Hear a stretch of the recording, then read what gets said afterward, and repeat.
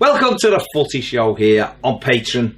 Nowhere else. Nowhere else. Nowhere else. You can't find this anywhere else. You can't find this kind of content anywhere else. Unless Joe's clicked it and it's then on. Well, you might find a small smidgen of it, just a small preview of it, just to highlight the good work we're doing, so people can come and join our fantastic community on Patreon that you're involved with. Well, not even that you're involved with, that you're helping build. You are building it. You're a bridge builder. You're building a bridge to my heart. It's waxing off there. Let's let's get into it. Let's just have a little this week we're gonna have a Premier League roundup. Hey, it's international. Don't we have a Premier League roundup every week? Not really, no. Okay. Well, we do, but it's normally like, oh, what about that game or that manager? Okay. Today we're talking games. We're talking Burnley v Huddersfield. No, we're not. We're never ever. I'm talking. No one's ever talking Huddersfield. We are Burnley Huddersfield. Burnley, big one. Burnley struggling. Hang on, we've won 2 and drawn 1 in the last 3 games. Still struggling. They finished 7th last season. Oh, shut up. And they look all over the place. Well, they do, because Europe sent them for a pass. Hang on, and they came back with a butty. No, can we keep blaming? This is why I wanted to talk about this more than the game. I think you can keep blaming Europe. How can you keep blaming Europe? Because we went out of it in August. We're in October. Didn't we blame Europe? We were in Europe though till December. Yeah, but we got 47 people. I agree with your sentiments. I just think that's. I just don't think they knew how to handle it. And I'd say I don't know. I don't think there was enough experience at the club, and that's. I mean, that's not their fault. I just don't think there was enough experience at the club, anywhere at any level. Okay, there'd be a couple of players, but not even a couple of players, because even like the likes of Hart won't have joined in at that level. You know, he's more like of a Champions League and City and stuff. But I just think that they just didn't have the people to understand what it meant coming back early, how to take it. They got drawn Aberdeen away in the first round. They scraped through that, and then they played was it Olympiacos? Got knocked out. And look how hard we found it last season in those early rounds. It's very hard to know.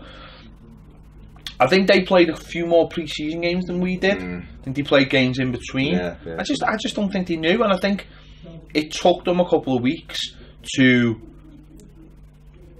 find that level consistency. That I think there's a temptation when you go in Europe to suddenly become like a different team, or play European, and I think it's took them a couple of weeks to get over it, and you know, they've won a couple on the bounce now, and then they've drawn with Huddersfield. I think naturally they'll drop off this season because they're not good enough, and their players aren't good enough. And was it almost like a Leicester season last season for them? Obviously not at the same level. Leicester won the league. Where they massively overachieved? No, I don't think they massively did overachieve. Okay. I just think everybody. I think a lot of teams in the Premier League can finish 7th. I just don't think it's that good below the top 6, and I put us in that bracket. You know, when we are in the bracket. Well, we are in the bracket, aren't we? And I just think that it's up to, if you hit a good bit of form. But don't forget, when we played Burnley at their gaff, they hadn't won a game for like 10 matches. We give them a 20-odd point start. Exactly. And we nearly got them back, and they had a good start to the season. They got a good level of consistency. They won a few away games, which was important. They're all right at home, and I think what they did actually last season is showed that if you've got a half decent home record and you can string a couple of away wins together, you'll easily finish 7th. And that's why you look at teams like Burnley, Bournemouth, and you think, they've already won a couple away from home. They keep that up. Keep it going. Then who's to say? Just the stats from the game. Huddersfield had 68% possession. Huddersfield, who came down to Goodison, were absolutely dreadful. 19 shots to Burnley 6. See, that doesn't surprise me that Huddersfield had a lot of possession, because that's what Burnley are more direct. That's what their manager plays on. But it also doesn't surprise me that they only scored 1 with all those shots. That's the thing. They had 19 shots, 2 on target. See that? So some Huddersfield fans, they'll think that's a good point, but I think that's a terrible result for them, not beating them. With those stats, they've got 3 points from 8 games. That says to me that, you know, when you play in games that you struggle in, you're gonna get, you know, I think we seen when we played Huddersfield that they haven't got that. The limits of that. They haven't got that many goals in them. No. For everything he's done and everything. This is what makes me laugh about when people. We did something a couple of weeks ago or last week on Ball Street, saying, "Oh, if Huddersfield," I think someone asked the question. We didn't actually, you know, it wasn't a talking point. If Huddersfield go down, but one of the top clubs snap him up, I was like, why? Why would he? What's he done? He got them up. I said, well, first of all, I said I couldn't have a manager who wears a cap. I just couldn't go there. I'm not having a manager who wears a cap. I'm sorry, it's not happening. Okay. Don't even clean your trainees. That's it. So if he's not going full Pulis, then what's the point? So it's like, what's he done to deserve this? He got them up, great, and he kept them up, good. But what's he actually done that to deserve like a top club? But they're minus 13 already, and we've only played 8 games. To be honest, that's two things though. That's the hammering they got off City, and that's the fact that they just can't score goals. I don't think that's a bit of an issue. You can't. No, I know what I mean is though. What I mean is though. I don't think they're terrible defensively. I think they showed against us that well organised. They're organised, but if you can't score goals, if you can't nick games, results, if you can't listen to stay in the Premier League, you need to win 1 and 3 games. Yeah, you need to win 1 and 3. Yeah. I mean, I worked that out last season when I was like having sleepless nights. You've got to win 1 and 3. Yeah. And that when you say that out loud, that seems like a lot. It does. You know what I mean? Because then you go, oh my, blah blah blah. But obviously, if you can get into like last season, we got into 2 good runs. One just after Allardyce came and one around February. If you can get in 2 good runs, that can sort your the week from the change. You know, you need 13 wins on paper, don't you, to stay in the Premier League? Whichever way you do it, yeah. You know, or that could be 10 wins and a lot of 9 draws, 8 draws, 7 draws, whatever. So they're going to need an upturn in form at some point. Certainly are. Wolves won at Palace. Wolves again. I mean, tricky game. But rather than Wolves, Palace though. I expected more from Palace. I know. It's weird. Palace. They've got good players. They've got physical. Have they got good players though? Well, on paper they look good. Tell me who these good players are. All right, they look like decent Premier League. Who? Zaha. One player. Benteke. He's put in the last 2 seasons. But he can be a decent centre forward. Andros Townsend. Yeah, well, hang on. I put that in for you. I put him in for you. No, well, there's the lineup the weekend. Hennessy in goal. Shite. He's fucking shite. Right, okay. He's garbage. Wan Bissaka at right back. Tompkins, bang average. Sacco. Awful. Okay. Van Arnold. He's alright. Okay. Going forward. Townsend, did you just say? Yeah. What I'm gonna do is mentally I'm going to project what I think about them, but I'm not going to say it out public, knowing that we're playing them next. Exactly. Jeffrey Schlupp, dead fast. His name's Jeffrey. He's fast. And Schlupp. He's fast, mate. James McCarthy. Jeffrey Schlupp sounds like, right? It sounds like the mascot. What I picture when you say Jeffrey Schlupp is like a frosty cone. Like a slush puppy, and the dog is called Jeffrey. Okay, that's what I'm picturing and it's called a Schlupp. Okay, and the dog's called Jeffrey. Okay, James McCarthy been around, just bang average. Miller, I can never say his name. Milivojevic. Good depends. That's about it. It's good. He's slow, but he's good on the ball. Zaha, very good. Jordan Ayew, bang average. And on their bench they had Ward, who I think's alright. They have Max Meyer, the German. You know, there was a lot of fuss made about him when he went there. They made the fuss. Koyati from West Ham. Solo, the one you liked, Goodison last year. Oh, the big grok. I thought they'd play. He's got 1 goal in about 700 games. Oh, I know, but I thought they'd play through him, which they don't. Punchin and Kelly. So they've got players who are they're average, say, but they should, in my opinion, they should be doing better than they are. And they ended up losing at home to What are they on at the moment? What's their... Palace are on 7 points. They've won 2, drawn 1, lost 5. The -4 in the goal difference. Match stats from the weekend, they had 67%, 11 shots to Wolves 7. I honestly thought they'd just be a little bit more compact. Durable, They were losing home games. That's the thing, losing home the games. better away. They won at Fulham, day 1, and looked quite good at football. They were, they were on the break. We'll have to have a chat about Fulham in a minute. Yeah. But at home, they've lost games. Like Liverpool, it was narrow defeat by Liverpool. I mean, Salah dived and got a penalty, and then Liverpool stepped it up, and Palace come back into it a bit. Lost their own to Wolves. Just games that you're looking at them and thinking this. Even draw, the games get something out of it. But they just Wolves are a good side. Wolves are doing well. Very, very good side. Again, though, I think we spoke about it yesterday on. Wherever we were doing, we spoke about it. The key to Wolves is they've got a consistent side, and it'll be when they have to start making changes. I'm not saying listen, they might make changes and those players might be fine, but at the moment they're doing well because they've been able to keep the same team basically. The 8th time he's named the same style line for the season. So it's when injuries and suspensions, which will happen, of course they will. It's when they have to replace some of those players. Do they have the quality? The goal was good at the weekend. It was the little 1-2, but they allowed Doherty. No one even went. I mean, he reminded me just a little bit of Coleman's winner there a few years ago, but he went through the keeper. But they just left him in acres of space. Van Aanholt was nowhere. Little 1-2, and he just in the box. And I think what I'm impressed with Wolves is that there's a patience in them. There's almost a belief that they're better than these sides they're playing. They did it last week.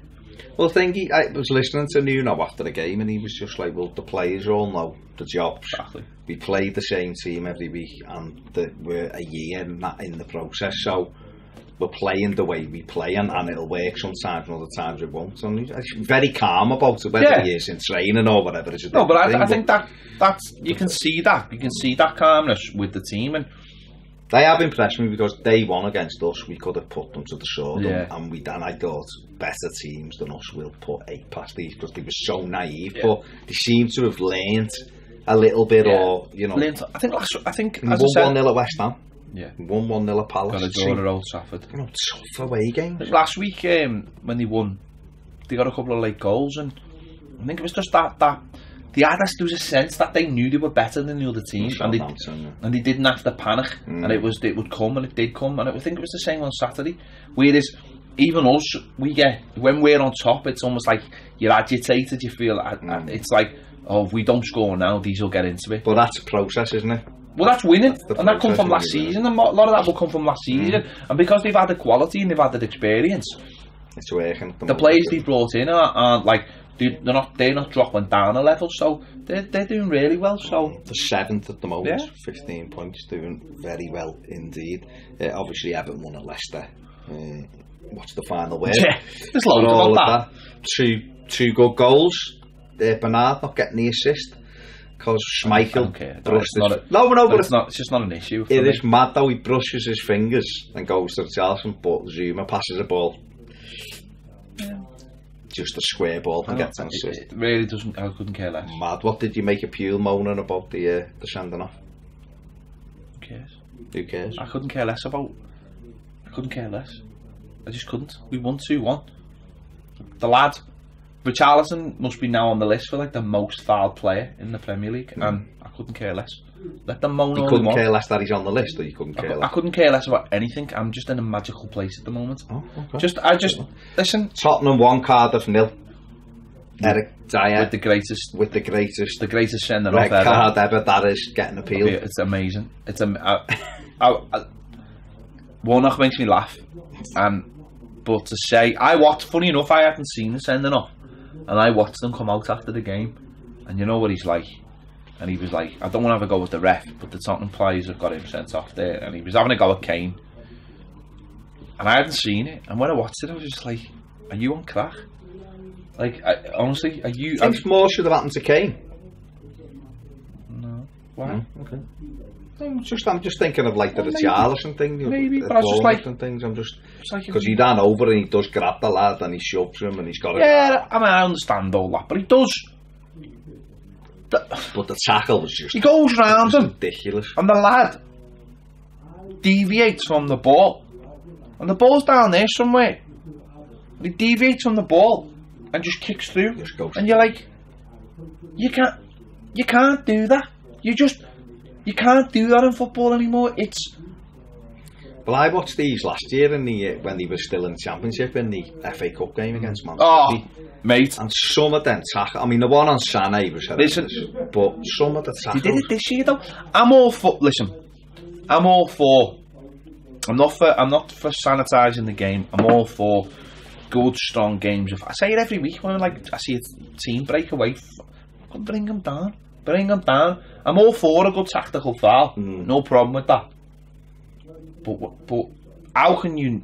The one this year on Aguero, was it Aguero when he went in the back of his calf? The ones last year. I mean, if you watch that Man City documentary, and they're horrific.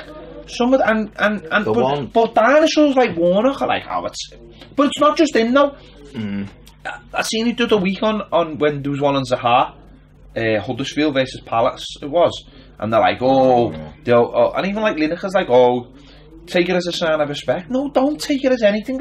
If someone is putting 6 studs into your calf, you've got every right to have a moan about it. If someone deviates away from the ball and goes through you and takes you out and endangers your safety or ability to play football, shout it from the rafters. You know, we had the big change come in the early 90s, tackling from behind because of Van Basten. Van Basten's 29 years of age, and he's sitting on the bench of a European Cup final, and he's watching AC Milan take Barcelona to bits. But he never played it. He hardly kicked the ball ever again because he was so good that everyone would go, "How do we stop him?" Down the back of his legs. Go down the back of his legs. So I can't bear people like Warnock's attitude to stuff like this.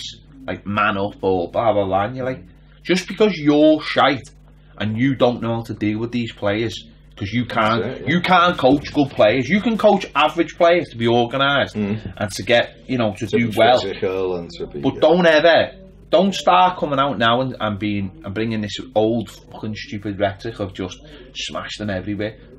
But he's been doing that. I mean, that game when he was trying to get his players for Sheffield United years ago, was trying to get them sent off to go down to get the game abandoned, remember? And the ref pulled them off. There was a few minutes left and all that because they were just wellying people. It's still the same. Don't mind. You play to your strengths when you're a team that is not. They've decided to not spend the money, haven't they? And ultimately that'll help the club in the long run. It won't help them this season. You said last week he said he doesn't even like the Premier League and all that.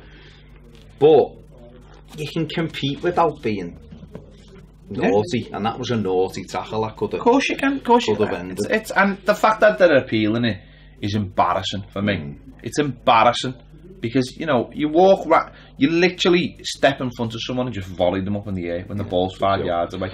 They've got 2 points, no wins, 2 draws, 6 defeats. At 8 attempts at goal and 6 on target. Though Spurs only had 7 on target. What do you make of Tottenham? A little bit of got spanked at Wembley by Barca, but they got spanked, did they? Well, alright, they lost 4-2, could have been more, but that's the best team. Yeah, I know what I'm saying. There's no thingy in that. No, you didn't let me finish. There's no shame in getting beat by Barcelona 4-2.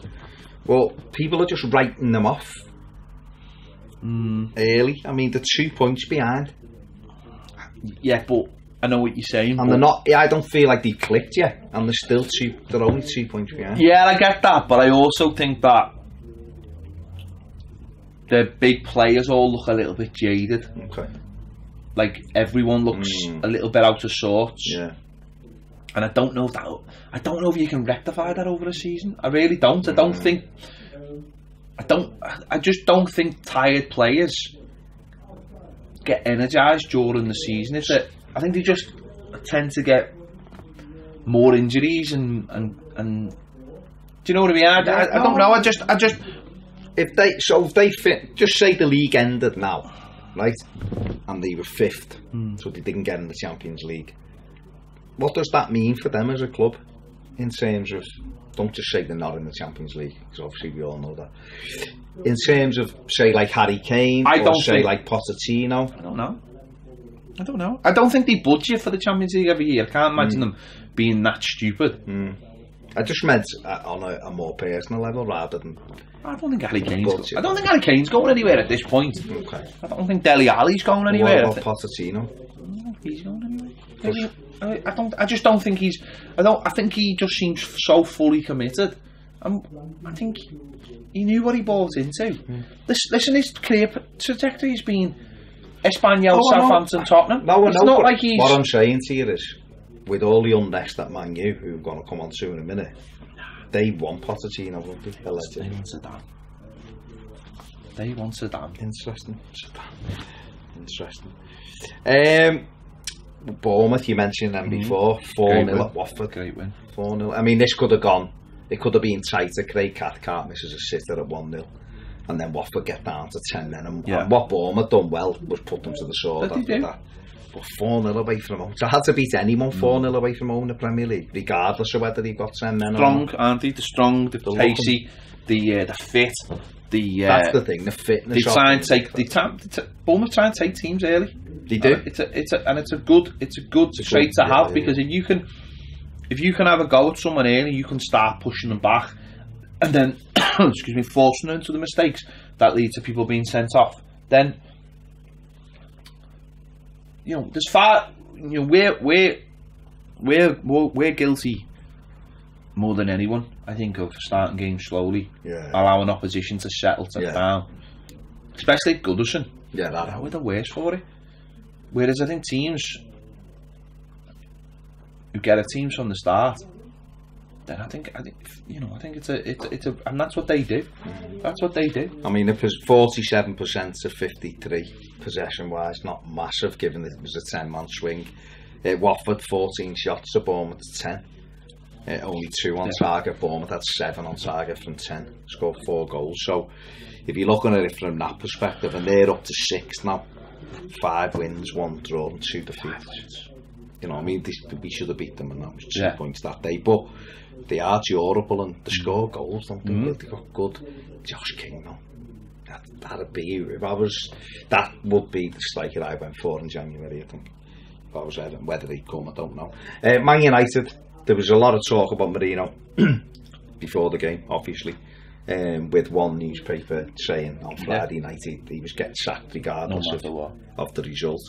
They came out and were 2-0 down inside 10 minutes against a team that doesn't really score a lot of goals. And I watched the first half amazed, because it could have literally been without a 8-1 to Newcastle. Rashford missed the sitter with the header, which he should have scored, but the chances Newcastle missed. De Gea made 3 or 4 really good saves, but he shouldn't have had a chance with 2 of them. And they missed opportunities where they should have hit the target and didn't. Every time a ball went in the United box, it was an opportunity. They looked awful. And I was sat there thinking, we could take these apart if they play like that. I mean, they probably won't play like that against Everton, but then again, something we've said regularly is that with United, sometimes when they've almost got nothing to lose, the quality of the players comes through rather than what the coach's tactics are. And definitely, they got themselves back in the game. And you've got Juan Mata saying that he stopped practicing free kicks so he'd be ready to take one, because he thought he was over practicing. And no one's scored more Premier League free kicks than him now since 2011 when Beckham got off. He gets them back into it. Obviously, they equalised through Martial, and then Alexis Sanchez with his first goal, which is amazing, isn't it? Considering he's been there for what, 8-9 months now, 10 months. Mad. Someone said he lifted his t-shirt up and had support for the kids trapped in the thing, from his last goal. Like, support for the Chilean miners. That's what I said. The Chilean miners. No, it was. I watched most of it myself, and they look so bereft of ideas in the first half, and then they come out second half, and once they got that first goal and got that momentum behind them, that was it, wasn't it? And like you said, Man United have done this so many times, and you just feel like sometimes they need to be hit over the head, or they need to stop listening to the manager or whatever. They almost need to feel like they're 2-0 down at kick-off time before. But I think but it's. We just spoke about playing slow. I think sometimes they just come up when teams get behind the ball, they find it hard to break them down, and when they get that momentum and they can just start doing what they want to do, they start creating chances, and sometimes Fellaini comes on and then they have balls into the box, and he's a handful, isn't he? Well, it's the mixture, isn't it? But I think they just play their own games rather than being bogged down by tactics, odd tactics and stuff like that. And big win. It was a big win, because whatever got said beforehand, you can't sack a manager after doing that, can you? You know, whether you want to or not, you just can't, because you know you're not going to have public opinion on your side. No. Think he'd have gone if he'd have lost? I think, given it being the international break, I think he would have, actually. Yeah. But Ed Woodward is just as culpable as he is. I heard an interesting thing the other day from one of the journalists saying, if it comes down to Woodward or Marino, it'll be Marino, because the Glazers love Woodward. He's their man. Yeah, because he makes them money. He brokered the deal, didn't or brokered some deal for them, and they're and he makes them money. Yeah. He makes them. Do you reckon the Glazers have took £1 billion? Do you reckon the Glazers have taken as much money out of Manchester United as has been put into City? And you can see that. You can see that all over. You can see that on the pitch. You can see that in this, how City have developed the stadium and surrounding stadium, and you can see that. And it's crazy. It's mad that it's mad that the whole Glazer thing has gone away. Like no spotlight's not even. No one points any fingers, or even people in the press don't ever go, "What are they doing? What are they doing to this club?" It's mad. It is mad. The whole thing's doesn't seem very Manchester United at all, does it? At the moment, it just seems all up in the air. That's the Premier League. I mean, the win took them 8th, but they don't look as good as the other teams at the moment, unless they can get some momentum. I don't know. England are playing this week. Not that I'm really asked about, but I wanted to talk about Jadon Sancho, who left Manchester City last season, turned down 30 grand a week. That's I love the fact that we haven't even mentioned Liverpool versus Man City or Chelsea. I don't want to mention Liverpool. Well, what about Ross Barkley? Ross Barkley, okay, scored, played alright, I believe. What I find mad about Ross Barkley is I've seen some comments made by Graham Souness that the penny's finally dropped now, and he's doing something he didn't do at Everton, and he scored and goal. Well, he scored quite a few goals for Everton and had a lot of assists and ran a lot of games. Yeah. Other times he didn't perform. Ross Barkley is another he's another one of those Everton stories that's been rewritten by whoever it suits. It's his first goal for Chelsea. Yeah. It wasn't like what he scored for, like the kind of goals he scored for us. He had an assist as well, didn't he, at the weekend or something? One game. I remember him going down to Southampton with us in the thing kit, the boss kit, and he was brilliant. What I would say about Ross is I think that he has been getting better and better, and good.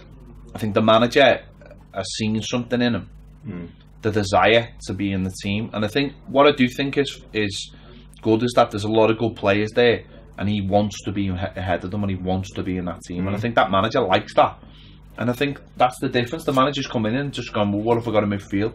Got all these players, and he's given them a go. And let's not rewrite history either about Ross Barkley. Whether you think he's a rat, a snake, whatever, take that to one side.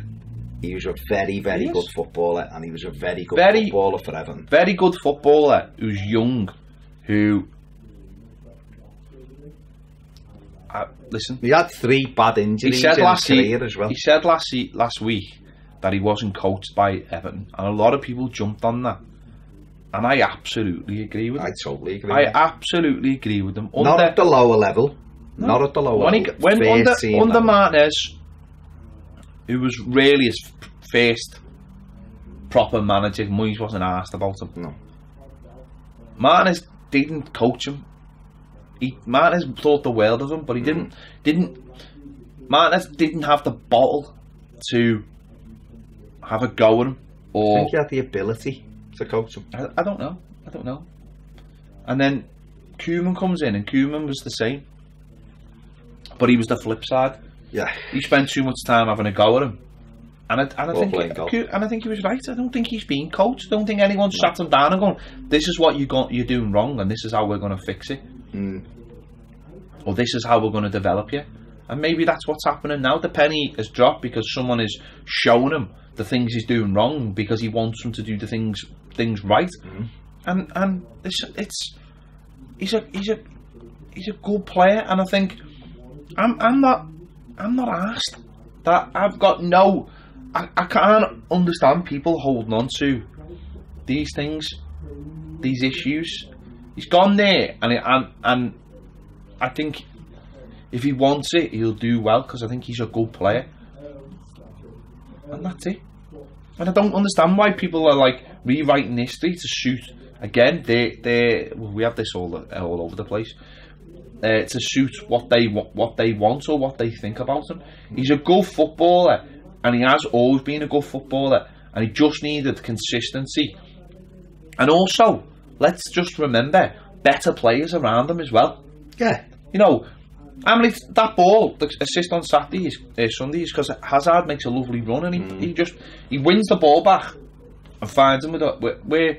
How many times did he get when he was at Everton? Did he have an option in front of him, and then he's just maturing a little bit. If he played in this Everton side with Sigurdsson and Walcott and Bernard and Richarlison, he'd have movement, and you'd see him perform better. I'm not saying I'm not saying that he'd be amazing for us. I don't know, and I'm not saying his decision making will be better because I don't know, because that might be just something that he never gets. Some players don't have that decision making the way Wayne Rooney had it instantly, but physically, and he's powerful. He can run with the ball. He's got a great shot on him. He's unique in a way that there's not many players in that mould, and he's what we missed last season. I'm not talking about his character. I'm talking about Ross Barkley, the footballer. Now, lots went on with Ross Barkley at Everton. Stuff went on that makes you, kind of gives you a little bit of perspective to his side of it. However, I still don't agree with what he did. No, by the way. But that's football. Bernard wouldn't sign a new contract with Shakhtar. They offered him 3 different contracts to get money. Wouldn't sign it. Let his contract run out, and we benefited from it. So, but we love him. You know what I mean? So footballers do it. It's the way it is, But our manager fucking went on strike at Watford, basically. Do you know what I mean? That's when you can't. It's football. We all love Unsworth, but he signed for Villa and then fucking walked out and said, "I'm not playing." You can't. Let me go. Footballers are footballers. At the end of the day, you can't have it all both ways. It's like when you sign a player and you go, whoever you sign him, like, why would he sign for you? Well, because we're at Everton. And then when big clubs come knocking for our players, and we're like, fucking no bed leaving, and you're like, they play in the Champions League. Why wouldn't he want to leave? I just think. Get away from all that. I'm glad. Listen, I'm glad for him. I hope he does become a top footballer because we made him as well. And again, it's the Rooney thing. We've got to move on. I'm made up to be watching Bernard. I'm made up Gylfi. Gylfi overall might be much better than Ross for us. So it doesn't matter, does it? I hope he does well for himself and whatever, as long as it's not against Everton. Yeah. Do you know what I mean? Not please me more if he goes back down to Anfield with Chelsea and scores 2 and he wins 2-0. He'll be made up. But that's him, but I'm glad to see him fit and playing, and we'll see how good he is. Obviously, Liverpool City, they kind of cancelled each other out. I believe the game wasn't great. No, I don't want to. No, I just believe the game wasn't. Can I just say one thing, last thing on Barkley? Yeah. What makes me laugh about the whole Barkley thing is that I was saying the other day, I said on Twitter, he's a player we could do with, because I just don't think we've got a player like him in the squad. Doesn't mean that he's better than some, like, Gylfi or whatever. I think they're 2 different players. He's unique. But what makes me laugh is that after the World Cup, loads of our fans wanted the other lad who was on Loftus-Cheek. Yeah, Loftus-Cheek couldn't get near. I know he's injured now, but he couldn't get near the squad. No. And Barkley's playing in the first team. Yet no people would shite him. He's better than Loftus-Cheek. Well, better than Loftus-Cheek. Loftus-Cheek may progress to be better. Loftus-Cheek had a year playing last season, and he developed. Barkley needs that. Will be interesting, you know. In 3 years, Loftus-Cheek might be miles better, but at the moment he's not. You know, and that's different managers have had that idea anyway, haven't they? But there you go. Yet Liverpool City cancelled it. City did what they needed to do. Yeah. Are you surprised that he altered the way they played it? Because they get twatted about him every time they played him. So he needed to do something. Yeah. He needed to change something. He needed to go there and not get beat. And it nearly worked perfectly, didn't it? He put Sané on. That's the development of the manager. That's the manager going. That's the manager saying, right, these are good. I think between the time we play these and the next time we play them, we can open some space between them. And then they'll do them anyway. Yeah. So what do you do? We go down there, we get a point, we might nick it, which they nearly should have. Well, they should have. Yeah. Or what you do? You go wide open, and the same thing that happens here every time. Sometimes you just got to go. Let's play the safe card. It was mad because there wasn't many attempts at goal from either of them. It was just a game that was played in the middle. Liverpool are in a bit of a... Well, obviously they haven't won for the last 4 games. They've had to be fair to them, they've had a tough run. Like if you look at them on paper, they've had a really tough run of fixtures. But why wouldn't you want that? Like if you're competing at the top end of... Well, that's what will happen. The Premier League, you're going to have that, and you're going to come out of it going... You're either going to come out of it and go... Well, I mean, at the end of the day, they haven't lost. You got beat in the League Cup, and that's it. Yeah, they lost the 2 cup games. Lost Napoli beat and the Napoli game. Sorry, yeah. But so they haven't lost any league games, and they've played Chelsea and they've played Man City. So they're not. Oh no. You know, they haven't come out of it that badly. Still joint top. Goal difference otherwise. But for City, they'll be looking at going, we've got that out the way now. We've got that out the way. Well, it nearly worked perfectly, didn't it? If Mahrez. All that quality on the... I would think if it's a John Stones, honestly, or someone like that. John Stones misplaced 2 passes on Sunday. His pass percentage completion thing was 97.9. John Stones should take the penalties. Fucking game penalties. Panenka. He did 2 Panenka. Remember he done the one for the under-23s as well. Did a Panenka in the under-23s as well in a cup game. He's calm, isn't he? He's a tit. And you know, he's another one. I'm saying he's a well. Yeah, I didn't like the way he was at Everton at the end, but he's a tit on that. No, what I mean is he just comes across like a tit. Just comes across as like a 23-year-old lad. That's what he comes across as. That's what he is. But when he's got the ball at his feet, he's calm. But Gabriel Jesus wanted it, didn't he? And he's fuming. He's missed quite a few. I know. That's why I would give it to John Stones.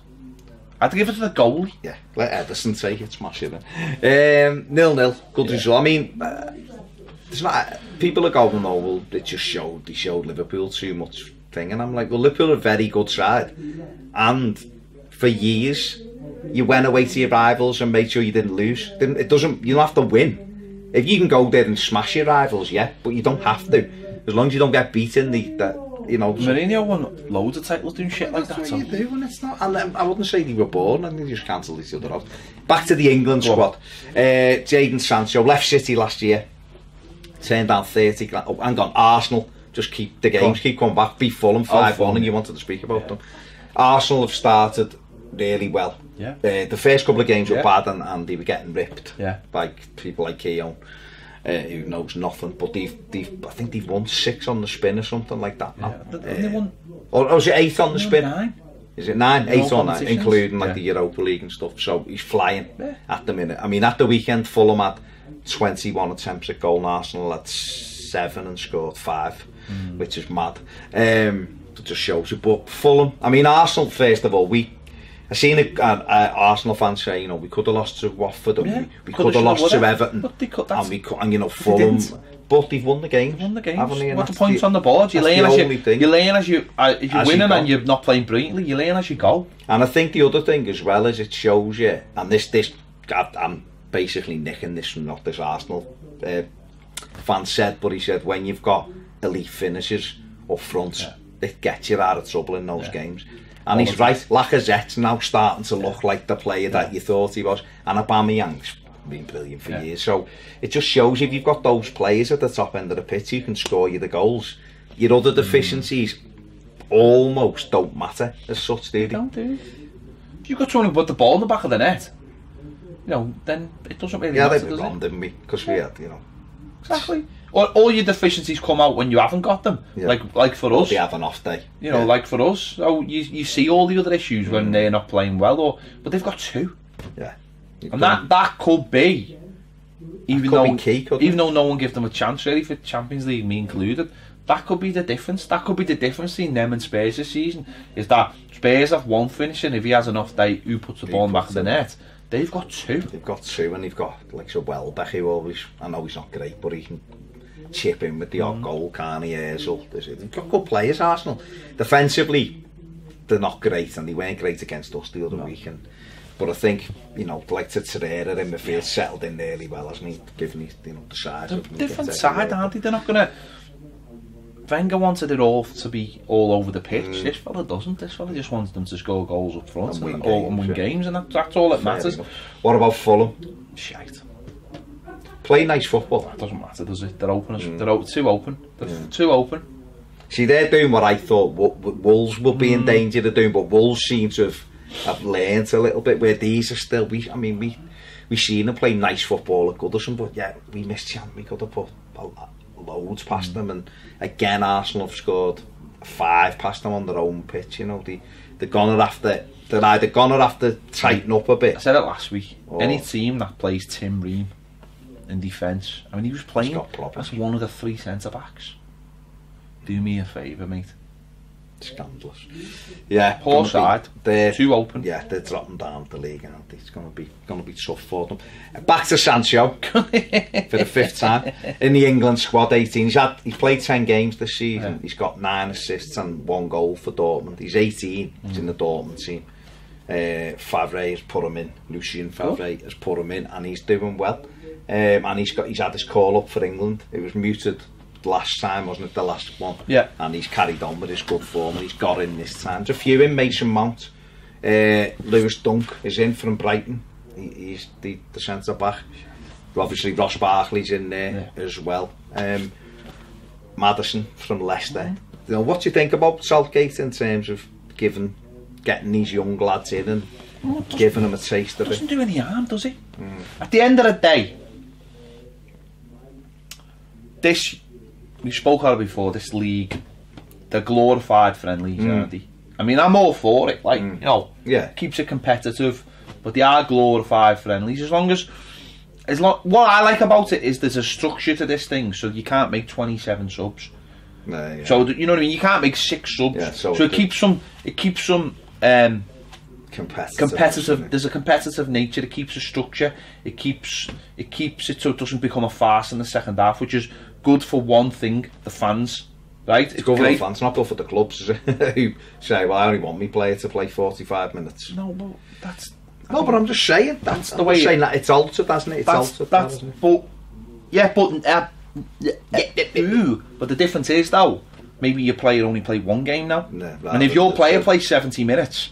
And then has a week off, what would you rather have? Because I'd rather have that. Yeah, you want to play, you know what I mean? And then after a week off. Exactly, so you're getting a week there off, just training and all the rest of it. So I think that's a good thing, and I think, listen, whether we like it or not, or whether people like it or not, because I'm not asked, England don't have that much talent. They just don't. Certainly not. And that showed in the World Cup. Technically, England don't have the players, so they've got to look. So are you excited to see this kid? I couldn't care less. I can't make stuff but up. Just as a footballer. No, I couldn't care less. I have no interest in Jadon Sancho, but it's nice. I couldn't care less. The people know. But I think it's nice that there is an alternative pathway for young players now, and I know Adam Ola-Luckman obviously feels the same way. Didn't. That's not a past tense. He still feels that way. So why are they going to Germany? Because I think they get chances, right, for a start. Germany, I think, hasn't been bombarded with like top end foreigners. I don't think the German league's as good as the Premier League, but I still think it's a top league. So therefore, German football has always given young players a chance, and it always will. The coaches are brilliant. The coaches are better. They'll improve you, and I think it's competitive. It's well supported. I think those players. I think also you've got a young now a different set of players. And there might be a political thing about this as well. There might be like young players are like maybe they just don't look at Germany like other people used to look at Germany. Do you know what I mean? They might see it as it's a good pathway. A good place to be, good place to play. Place to play footy, yeah. Where the atmosphere of the ground seemed great. The ground seemed great themselves, very modern. There's a very, I just think Germany's very forward thinking, a lot more forward thinking than we are. They aren't bogged down by money because they can't be because of the 51 rule. Yeah. You know what I mean? The fans still own the clubs, so the clubs can't go, well, we're going to buy him, and him. They have to. The clubs have to find talent, don't they? Because they can't go and spend all that money. But look at someone like Dortmund. They've got him. They've got Pulisic. Yeah. They're looking beyond. They've still got players like Goethe. They've got Royce as well up front, haven't they? They brought in Alsace from Barcelona. Yeah, but it's a good mix, isn't it? It's a good mix, and I just think the back four's young. They've got a young. But that's the difference, isn't it? They're not as a country. They've got a way of doing things as a league, and they're not bogged down by the way we are in this country. And there's a lot of young coaches, isn't there? We know that the average age is a lot younger than it is in the Premier League, although it is getting better in the Premier League. It's still. What's good about this is that a player's gone. He's took a big chance. He wants to play football, and this goes back to my Dominic Calvert-Lewin argument. Don't go to the Championship. Go to Germany. That's if you can get in Germany. Dominic Calvert-Lewin would get in Germany if he wanted to. Where? What? Just by flying over there because you're a European passport? Bayern Munich is amazing. Bayern Munich, shut up, mate. Yeah, Dale Jennings, number 2. Wayne Rooney has said that Leo Messi's the best player ever. Because he is. Yeah, move on. I'm good mates with Ronaldo, but Messi can do things that no one else can. That might be a different conversation.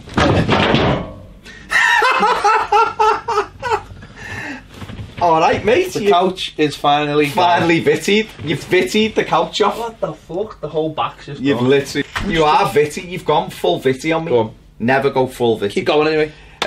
Just get the couch. Wayne Rooney. Messi, best player ever. But he is, isn't he? You know what I mean? Even from my position here, I can tell you that. Just chilled, you can still tell me. I'll tell you that. Yeah. Okay. Said Ronaldo's more of a goal scorer now. But he is. He's gone up front, plays 2 touch where Messi can still dribble. The GOAT. According to Wayne. Hazard has done what all Belgians do. Gone away with his national club. I'm sorry, I was thinking of something else. No. Spoke about moving clubs again. Said Real Madrid are the best club in the world. So he's torn, isn't he? And he's torn between, like Natalie Imbruglia, he said. I'm exactly the same as Natalie Imbruglia. After she gave birth? No. Okay, sorry. But just when she had the son torn. About wanting to stay at Chelsea and wanting to go to Madrid. I suppose Madrid have got to want him first. But they do. And come in big time for him. And then he'll have a decision to make one. And the decision will be I'm going to Real Madrid. Well, he said he's torn, didn't he? So mate, he's torn at the moment, but if Real Madrid come in for him, he'll go. Yeah, I think he will go. And then where does that leave Chelsea? Because obviously Ross Barkley, number 10. Yeah, maybe that's what it is. Go back to Roscoe. You never know, but he's playing really well. Yeah, he is playing really well. He's having one of his good seasons. He does do it against the top clubs, though. He does. No, he does. He's brilliant. It's what made me laugh last year when they were all raving about Mo, and they were like like we hadn't seen this before. Like we hadn't seen someone tear it up in the Premier League who wasn't, you know. And then they were like, he'll do this for 12 years in a row. It's like, yeah, or he's as good as Messi and Ronaldo. Well, let's see if he does it every single year, because that was always the criticism of Hazard. Top player, and people kept on saying one of the top 3 in the world. Well, let's see him do it. Season after season after season after season. I mean, that's what somewhat Messi and Ronaldo have done it for 10 years in a row, every year. And that's why people say, oh, is it Messi, is it Ronaldo? It's Messi. Because he's just a better footballer. But there you go. But Hazard's a hell of a talent, but he shouldn't be talking like that. No, but Belgians do it, they love it, don't they? Michael Carrick has come out and said he suffered depression after the 2009 Champions League final. He said that he gave the ball away for the first goal, and he didn't recover from it for 2 years. He suffered from depression. He said what he said was a lot of his teammates didn't even know. Wouldn't know. He said they're reading this now, and this will be the first time they've ever knew anything about it. I suppose it brings it home, doesn't it, that footballers are human, and as professional as you want them to be, things like that hurt. And when at times we are too quick and, you know, guilty of criticising them, say it doesn't hurt, or say, you know, or trivialising, or go, well, the professionals, they'll move on. They can take that stick, or they can take. But that's that's one of the biggest games of his life, and he's you know, he's got a Champions League medal, hasn't he? He won it. He said he won it the year before. He said, but it didn't matter. He gave the ball away, and they got beaten. He didn't know how to handle it. And he said he went to the World Cup in 2010, which was a dream of his, and he said didn't want to be there. Wants to come out. But that's the thing, isn't it? Too quickly, we'll just laugh these. Not, you know, we'll move on ourselves, because and yet that'll stick with, you know, that could stick with them. It's like, I suppose you could look at players now in the Premier League, players from the World Cup, and you could. I'm not saying there are, but you could accuse a player and say, oh, why aren't they playing well? Because they're tired from the World Cup. Well, what if they're not tired? Look, funny enough, look at Mo Salah, right? He hasn't had a brilliant start. He scored goals, but he hasn't had a brilliant start to the season. No. Now, he got the injury in the Champions League final, but let's say it runs deeper than that. You know, he got taken off after 20 minutes. Watches his team lose. Goes to the World Cup with Egypt, which personally would be a massive thing for him because he's in great form. Can't get to the levels that are expected of him, and then watches his team go out in the group stage. That mentally must be really hard on him. And then is asked to come back and just click into gear straight away. That must be mentally really, really tough. And we never say that. We go, tired from the World Cup. Harry Kane's tired from the World Cup. What if he's just like mentally exhausted? Like mentally, you know, is struggling to get to those levels, because it's all like, oh, if only I'd scored that chance. And Harry Kane missed the fucking sitter. Don't forget at 1-0 against Croatia. He puts that away. England in the World Cup final. 2-0 win. You know what I mean? I mean, who's to say that doesn't play on his mind all the time? So we're too quick to just go. It's the mental aspect of it that we gloss over.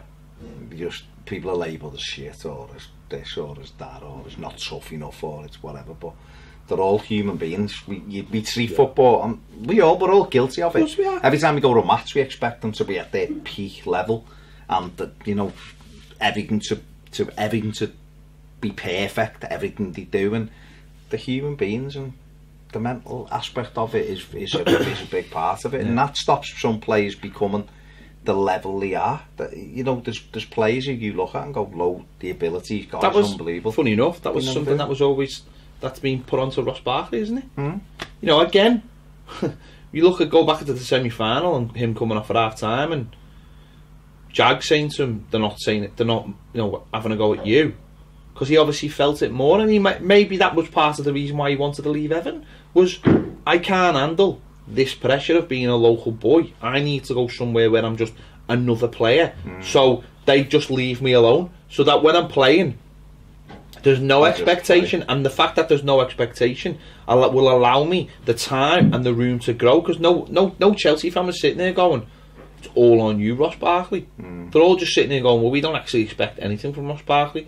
And that may have allowed them the time to just ease through, and everyone's like, oh, suddenly Ross Barkley's playing well. I didn't notice that because I wasn't looking for it. Whereas Everton, every game, spotlight.